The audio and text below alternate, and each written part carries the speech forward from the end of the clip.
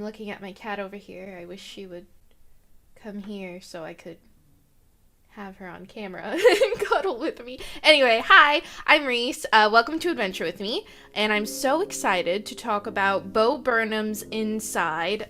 Bo Burnham is so self-aware that it hurts, which is why I wish my cat would come over here and cuddle me to comfort me through this. As a whole, I really enjoyed his comedy special, and I thought maybe I should do like a full review. Maybe I'll go like one by one or just do a couple. Let me know what you guys think about this type of content. Usually I stream a video game and then do like a review after, so this is the first time I'm actually talking straight to the camera without streaming, so I'm a little spooked. Let's see how this goes and try it out. Hey kids, today we're gonna learn about the world. The world that's around us is pretty amazing, but how does it work? It must be complicated. The secret is the world can only work when everything works together.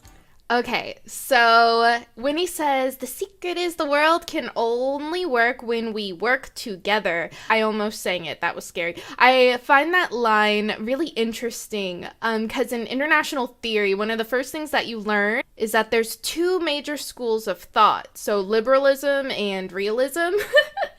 And realism asserts that people have to defend themselves from others with, like, think guns, bombs, rockets.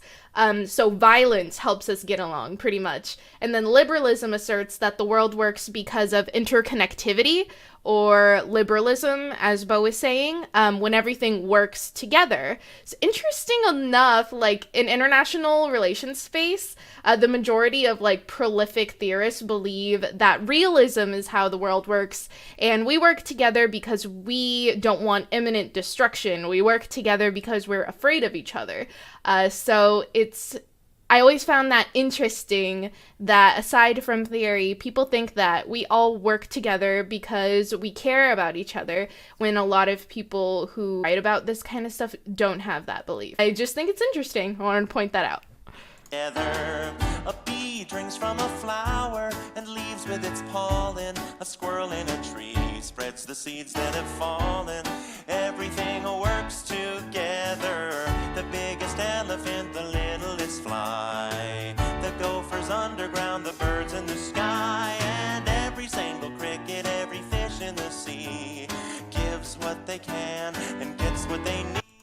Okay. I love that. That's so cute because I think it's really smart that Bo puts a bunch of examples in like biology or like real life and nature where everything seemingly works together, you know, just seamlessly. But the thing that is so frustrating but beautiful about humanity is that, you know, we have the ability to think about philosophical concepts.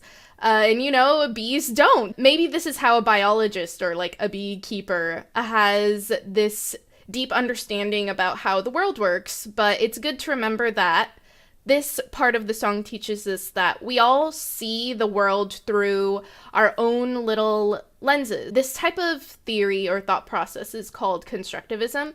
So sure, we can talk about how the world works, but for everyone, the way they move through the world works a little bit differently. For example, if you have privilege, if you're a refugee, sure, maybe we're all living in America or Canada, wherever, but if you're a part of a nation where maybe you don't speak the native language, you know, it's your second language, you're going to move through that world differently. And maybe there is a set way in how the world works, but we experience it differently. So the way the world works to you, because of your experience, is going to be different based off of like someone else's experience. That doesn't make either experience invalid. In trying to make the world a better place, just being able to communicate the different types of things that happen in people's lives and empathize with that is a huge part in like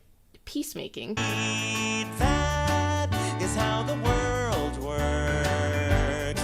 That is how the world works. From A to zebra to the worms in the dirt. That's how it works. Hey everyone, look who stopped by to say hello. It's Socko. Hey! Where you been, Socko? I've been where I always am when you're not wearing me on your hand. In a frightening liminal space between states of being. Not quite dead, not quite alive. It's similar to a constant state of sleep paralysis. Socko, we were just talking. All right, so when I noticed the first time watching it that this was a children's song, it might be obvious to some people upon watching it for the first time, but to me it wasn't, okay? When he pulled out that sock puppet, I was like, oh, he's going deep here. So when he used this medium to present these ideas, I thought like, why did he choose this type of medium? So the puppet talks about being in a frightening liminal space between states of being.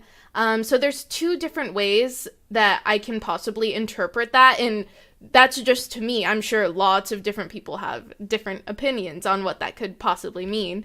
So one is kind of a parallel to how children are. Like, they regurgitate things that we tell them, and at first their existence, before they grow up and make their own decisions, is largely based around what everyone around them tells them to think. Socko can conversely be seen as like a mirror to Bo's persona. It's something that Bo is able to have when he needs it, take it off when he doesn't want it anymore. And maybe this is kind of a way to like look at himself, using this outward being. Socko can be a part of Bo's personality that he can just take on and off whenever it's convenient. The simple narrative taught in every history class is demonstrably false and pedagogically classes. All right. The simple narrative taught in every history class is demonstrably false and pedagogically classes. Pedagogy is the practice of teaching.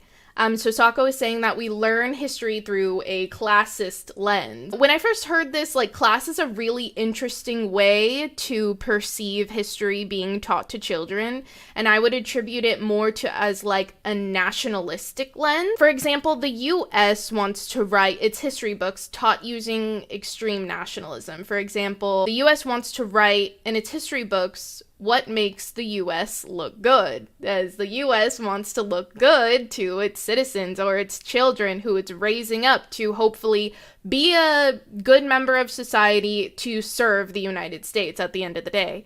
So things that they might teach children, or things that were even taught to me as a kid, like Christopher Columbus came and we shared meals and Thanksgiving and got along, and assimilation is a good thing because people take things from other cultures and we learn from each other and live peacefully. Like, it is an oversimplification of what actually happens. We grow up and we learn about the colonization and the violence. We learn that we didn't learn. We feel like cheapened out and not learning about that integral part of our history. This isn't just a Western ideal or like something that just happens in the US. I say history is taught by a nationalistic lens because other countries do it too. For example, Japan, for example, what had happened with the comfort women. In all fairness, they have added that back into their curriculum, but a lot of the World War II war crimes are omitted. It's in other places, such as the Tiananmen Square incident in China. Of course, they want to make their nations look good, so they omit whitewash things in their books to make themselves look better. So, yeah, history is widely known to be written biased, like a lot of things, whether that be biased in the way of like looking through things through a classist lens or a nationalistic lens. Even though it's important to question the information that you learn in school, always, want to just learn the truth.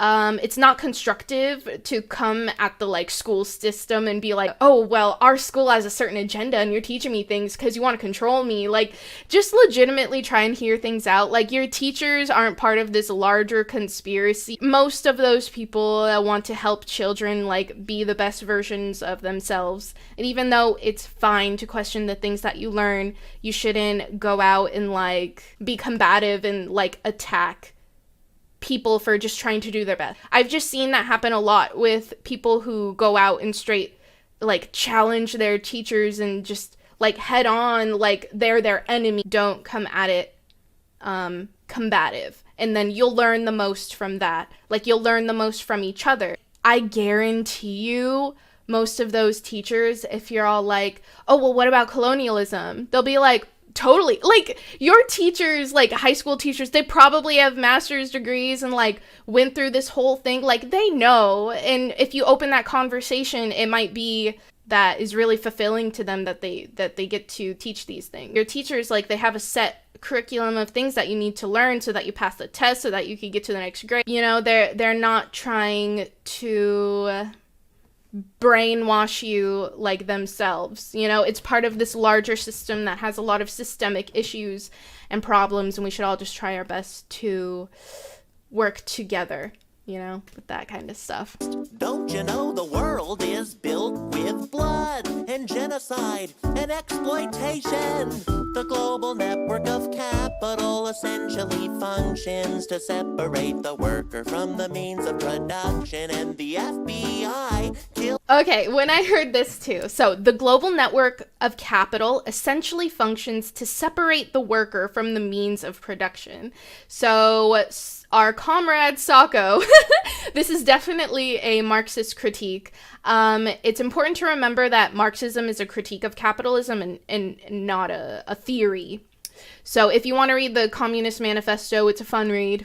You should do that. I'll link it in the description. By the global network of capital, I haven't heard like the global economy be described as like a global network of capital, but I'm going to interpret that talking about the global division of labor, because like that's how capital is made, by that global division of labor. If you disagree with that, let me know in the comments, because I'm really curious to see like how you guys interpret like the global network of capital. Before the global division of labor, we had like artisans who made stuff. For example, like you had a raw material to make a shirt. And then with that material that you had, you made the shirt and you sold the shirt and you got the money from the shirt. Or you bartered with it. You traded the shirt for some ham or whatever. Like, I don't know. And throughout history, we have learned to split up that labor for efficiency's sake. For example, raw materials are cultivated from one nation. And then those raw materials are produced in another nation. And then those goods are sold to another nation. So there's like a division of how goods are made and sourced and sold. So raw materials were usually taken by means of like colonial conquest. For example, like the US went to a country, said, oh cool, that resource is ours now, so give us that gold. And then we'll ship the gold to China and they'll use it to make microchips. And then we'll sell that to our Americans. You know, so that's how that global division of labor ended out working. Like, in theory, we separate the raw materials or the global south from the global north. So the global north has the finance and capacity to invest in higher quality or advanced manufactured goods, whereas the global south does not have the similar capacity to invest in that level of production. So because of this, like the global south, or the group that provides the raw materials or even makes those products for the global north, is stuck having to rely on exporting cheap goods and raw materials. But the problem is that these materials are losing value while manufactured materials in the global north are gaining value. So the global south has less and less bargaining chips or valuable items to purchase the global north's goods. And so they have to rely on borrowing money from the very people who have exploited them in the first place. That cycle of exploitation is something that is seen in like the global division of labor. So the way the global south or competition states are exploited are through SAPs, or structural adjustment programs.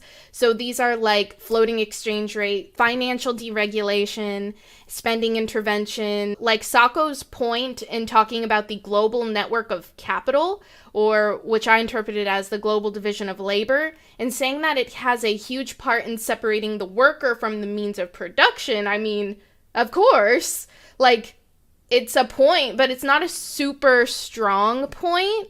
The means of production are the physical or non-financial inputs used in the production of goods and services with economic value. So that includes raw materials, facilities, machinery, tools, like used in the production of goods. Global production of labor from the global north as consumers are very separated from the very laborers who are producing our goods or giving raw materials for those goods. Yes, that's going to be separated, but it's odd. It's an odd point to make.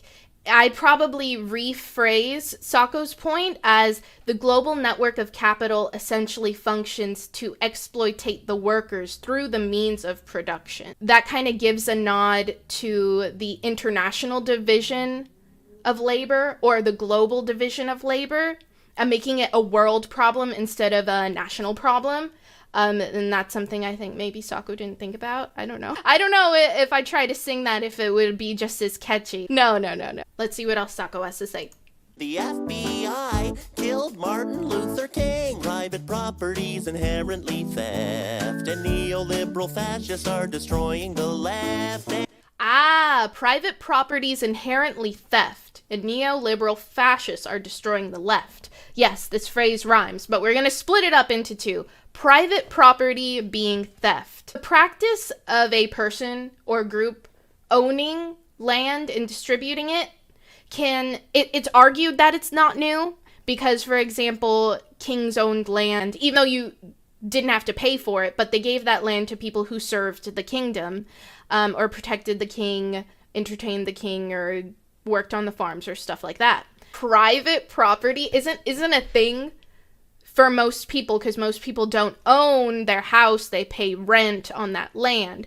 So that's what Socko's saying when it's inherently theft, because someone just owns that land and says, if you want to stay there, pay me for it. And that can be seen as exploitative, and that's something that I would agree with too. It's pretty solid. I'd be really curious if you disagreed with that, so let me know in the comments. Moving on with that statement, because he says private property is inherently theft and neoliberal fascists are destroying the left. So neoliberal fascism, that's a doozy. Neoliberalism is critiqued that it's predatory. Predatory capitalism goal is to consolidate power into the hands of the financial elite, basically. So put simply, neoliberalism seeks to liberate the market from any restraints from the state. Neoliberal fascism, depending on how you define each word, neoliberal and fascist, it can be like an oxymoron because they can be thought of as meaning very similar things. It can be argued that neoliberalism is the new fascism because people use the means of money to exploit people instead of, using the government or politics to exploit people. That's a huge discussion. Both neoliberalism and fascism are seen as right-wing populist movements. So when you think right-wing populist movements, it can be described as ultra-nationalism. So believing that you're a part of a state, to a fault, being super duper American and standing behind the state before you stand behind human rights, if that makes sense. You're way behind your state into ways that aren't helpful to society as a whole. And so xenophobia as being afraid of the other. For example, if someone is not American, you're oh, that makes you lesser than. That's xenophobia. Both neoliberalism and fascism further the us versus them mentality and cause a lot of division. If you are interested in reading further on neoliberalism, I'd recommend starting with Keynesianism. That's 1936, and then it makes this jump to Hayek, which is the 1940s. So you can look up those two authors if you're interested in these concepts. So during the neoliberal revolution in the 80s,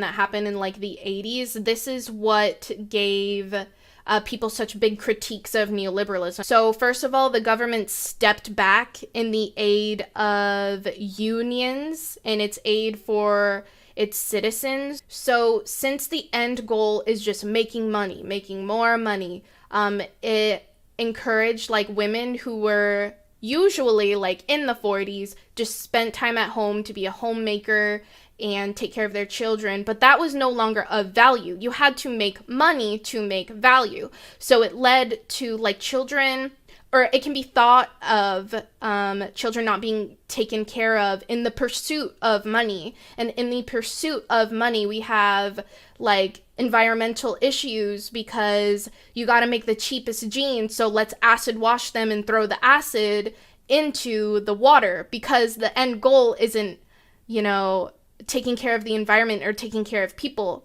It's making more money. So it can be seen as neoliberalism is this really harsh thought that doesn't value people or nations, or especially those who can be considered the other, but it only concerns making money. So to say that neoliberal fascism is destroying the left, I don't know why Socko would say that neoliberal fascism is destroying the left, because neoliberal fascism would destroy all but the elite. So if you're going to say everyone but the left is elite, I would find that incorrect. So I think we can learn something from Socko here. Socko can teach us a really important lesson. Socko's using a bunch of jargon. Big words, big ideas that sound solid if you don't really know what the concepts behind like neoliberal fascism mean. His arguments are very non-specific and they don't have any really strong meaning on their own. Because as you can see, we were basically trying to guess what Socko meant throughout this song because he didn't have very strong hypothesis. But trying to understand Socko, Socko's kind of echoing the Marxist critique on capitalism and asserting that capitalism, after all, is exploitative, and I'd absolutely agree with that. And this statement, if you hear like neoliberalism is destroying the left and you're just all like, yes, for sure, because I've seen a lot of comments like that, and then I'm just like, maybe you should question yourself, because these are big, nuanced concepts that, require you to look at specific situations and evaluate those situations based on facts. And you might, if you hear this and it speaks deeply to you, and I can be wrong and let me know, you could be agreeing with the buzzwords you hear and having a strong identity and identifying with the labels, like being against neoliberalism, being part of the left, and just identifying with those labels instead of correctly understanding the concepts behind those labels. So remember, if you hold too tight to your identity, that's just like a label in a word, such as like being on the left or anti-neoliberal, it can hurt you in the end, because if you're just listening to arguments and hearing things that you want to agree with, you might not end up hearing the truth. And after all, we all just want to be better critical thinkers and to know what's going on and to know the truth. So I really implore you to see like arguments from people who are from the opposing side of you. And just because someone doesn't agree with you or you don't agree with them, it doesn't make one person inherently better or worse than the other. And I just aim to have constructive conversations instead of identifying so strongly with a label. And we'll have a more peaceful conversation that way. And every politician, every cop on the street protects the interests of the pedophilic corporate elite. That... I like how he goes straight into that like jargony sentence. Neoliberal fascists are destroying the left, and then says every politician, every cop on the street protects the interests of the pedophilic corporate elite. So Bo really brings it home that Socko likes to generalize, and this was more nuanced in the prior statement, like neoliberal fascists are destroying the left, and now he's like, every politician and cop protects pedophilic interests. Using generalizations of your statements can be really harmful and cause a divide and cause misunderstandings. I really think when people overly generalize, they don't actually mean every politician and every cop protects pedophilic interests. I don't think that that's the actual point. They're just saying that they're a part of a system that inherently, consciously protects those evil interests, even though that person does not protect those interests. Rather than all cops or politicians are complicit in pedophilia, Socko, through this gross overgeneralization, is saying that they're complicit in a larger system that upholds evil things. And I think that's something that everyone struggles with. It's like, oh, Republicans don't care about people. All liberals want a utopia. It's, again, an oversimplification of the things that each group wants. So even though Socko's trying to get the point across that this is towards, like, unknowing participation in a complex system that is imperfect, he's kind of, like, being accusatory towards these groups instead of getting behind, like, oh, this is this system that you're a part of is corrupted because of blank. And I think, like, if you talk to a cop, if you talk to a politician, they're not going to say, some aren't going to say, oh, that's not true. Like, of course, like, that's why those people are in those professions, to try and make it so that they can make a better world. And of course that there are people who are part of that system because they want to uphold those evil things, but I honestly believe that most aren't, and to come at those people who hold those professions with an accusatory tone is not helpful to anyone. So Socko teaches us again that we should not be accusatory towards people and throw around jargon. When not meaning to, I think Socko is critiquing people's individual moral and character, when I don't think that that's Socko's point or the overall point, but for lack of the understanding of these concepts that Socko is talking about, he's just going to accuse the other side because it's difficult for some people to think of arguments that are deeper than that. And I think that's what Socko's doing right now. And I think that's what Bo is trying to get out right now as well. So, all right, let's listen to more of this beautiful, beautiful song.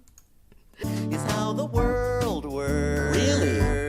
That is how the world works. Genocide, the natives say you got to it first. That's how. Yeah, I mean, that happens. If you're curious about this phenomena, it's usually called colonialism.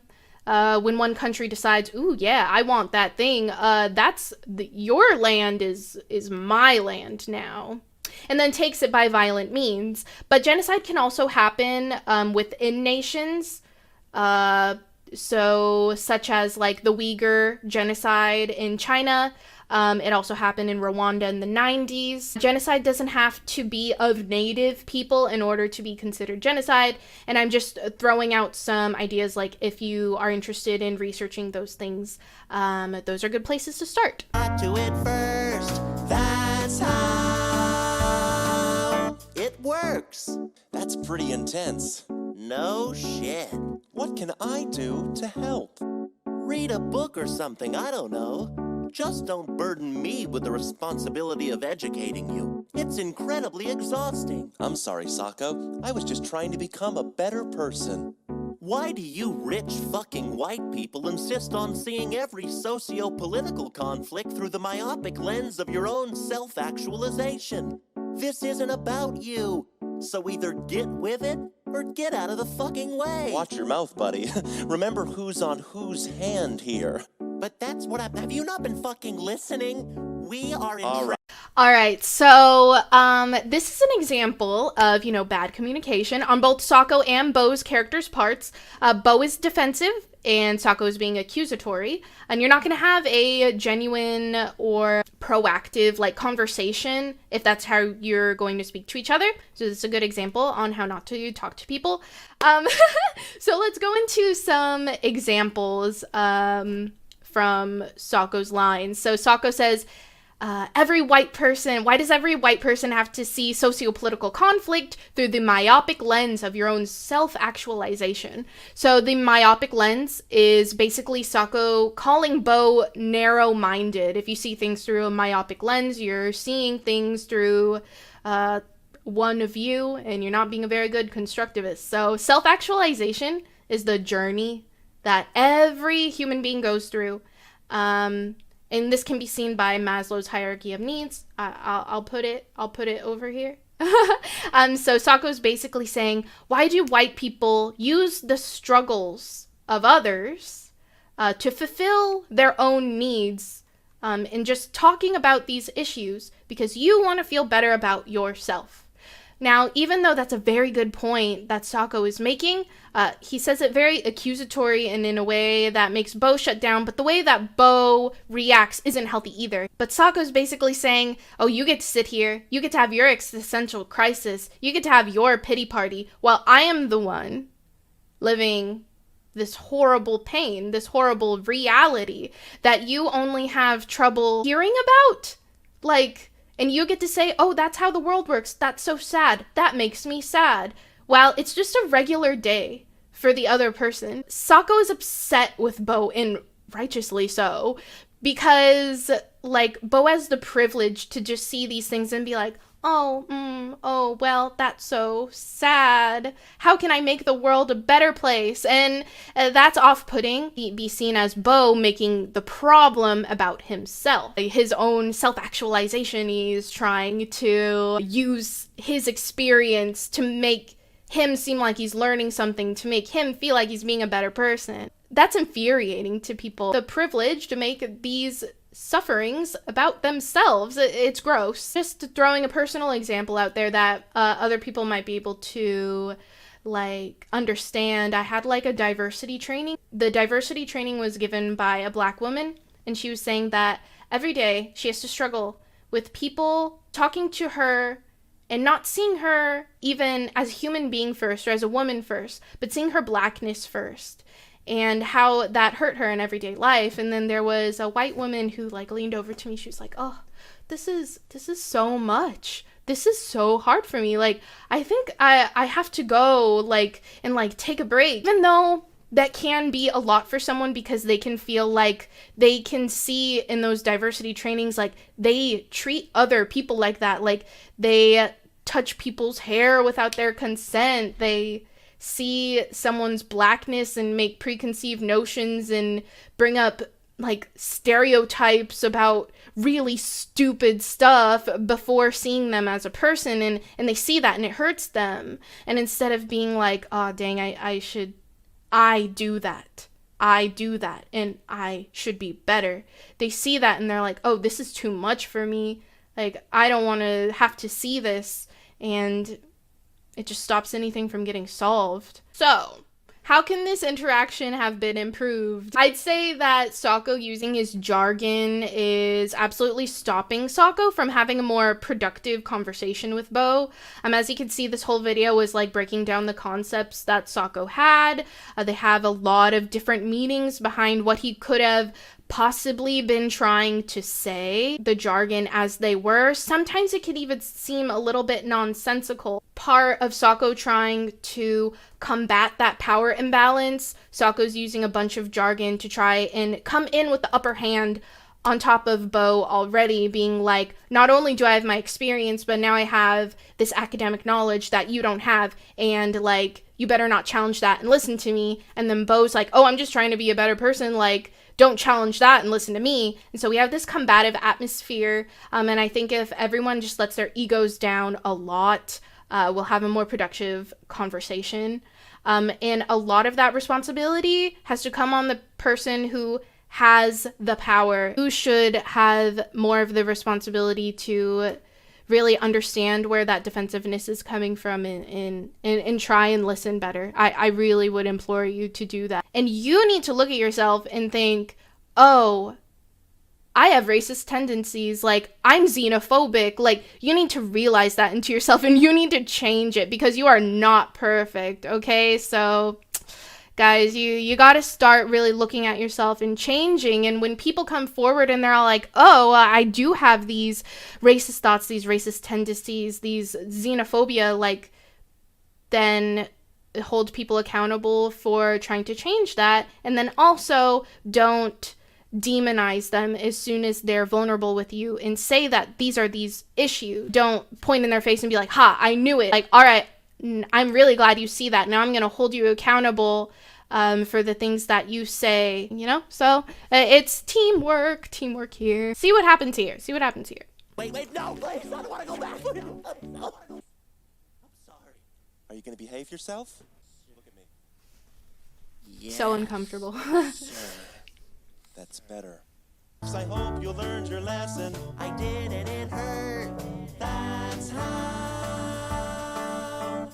It worked. Yeah.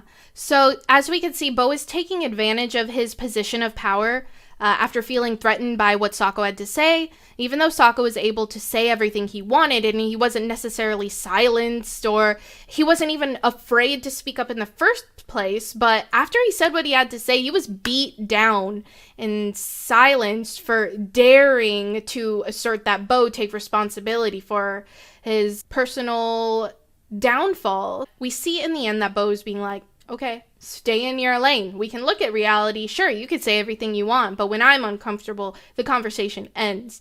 And that's something that's very, very harmful, and you should not be that kind of person.